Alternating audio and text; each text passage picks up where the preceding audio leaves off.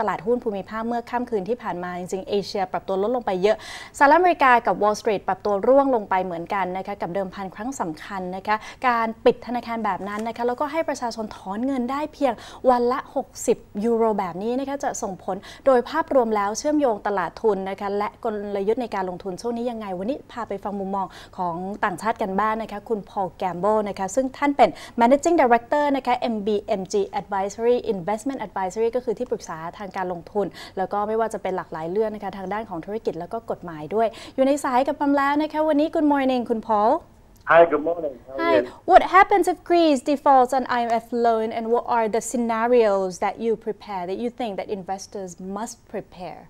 Okay, well, look, I think one thing is it's no longer a matter of if Greece defaults on the IMF loan. There's no way that Greece is going to repay today. It just doesn't have the money to be able to repay IMF today. But, what's happening is the markets are finally realizing this. And they're waking up to the fact that the default is going to happen. And it's going to be quite volatile, I think, all this week, because it's not a clear-cut situation. We have this referendum coming up in Greece at the weekend. So I think we're going to see a lot of market volatility, and people are going to watch the action of quite a few other capital markets, particularly some of the European bond markets. And it depends how much pressure there is on the bond markets for Spain, Italy, Portugal, and how their units respond to what happens during this week and the next weekend. Right, and what will happen to financial market in the overall picture if the situation gets more worse and also after Greek banks will remain shut for these few days? Well, that's interesting. I mean, we saw what happened last night. The U.S. market had their worst day of the year. I think what happened here is that the world is trying to ignore this story for so long, and it's not able to ignore it anymore. And I think we should expect quite a volatile week ahead. I think there's going to be different news stories coming out of brutal weeks about what's going to happen with the capital control, all the different expectations of how the referendum might play out on Sunday. So I think we're just going to see a very, very volatile week in the market. I think it's going to be difficult to expect any direction.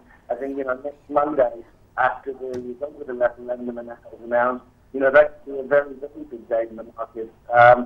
Some people are actually saying this is a referendum on the euro, the Greeks will stay in the euro with Greece leaves, but that opens up the possibility of contagion. So I think volatile week this week and very interesting day next Monday.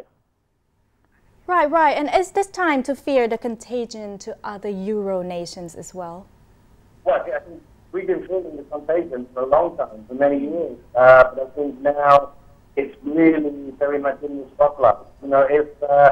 If Greece does leave, Greece has to leave the Euro at some point, that's inevitable. But if Greece leaves now, then I think, it opens up the real risk of a very, very rapid contagion. And again, a lot of this would be about the reaction of markets if the euro itself comes under attack, but also if the bonds, say the foreign bonds of some of these other peripheral nations, if they suffer really badly, and if they don't get support in the ECB and the ECOFIN, then I think there's a real risk that we see a very rapid contagion. So, we've been saying, everybody talks Brexit. We think Greek out, or grout makes a better sounding word. And we think if we get grout, there's a high chance we get out, which is Portugal out of the euro, then out, which is Spain. We think there's a real risk that we see this contagion everywhere. And, the contagion just doesn't go so far.